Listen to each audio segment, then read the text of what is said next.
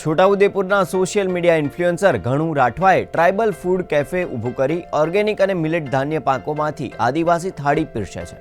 તેમણે પોતાના ખેતરમાં બાંબુમાંથી જોહાર બક્સ નામનું ટ્રાઇબલ ફૂડ કેફે ઊભું કર્યું છે। આદિવાસી થાળીમાં શેકેલું, બાફેલું અને ઓછા મસાલાનો ખોરાક પીરસવાનું શરૂ કર્યું છે। દેશી જમવાનું આ કેફેમાં મળતા મોટી સંખ્યામાં પ્રવાસીઓ દેશી ડિશનો સ્વાદ લેવા અહીં આવી રહ્યા છે।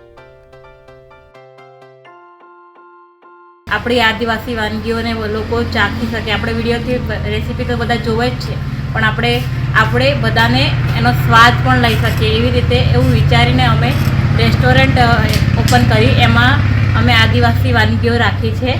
લોકોને દૂર દૂરથી લોકો આવે છે, લોકોને ખૂબ પસંદ આવે છે।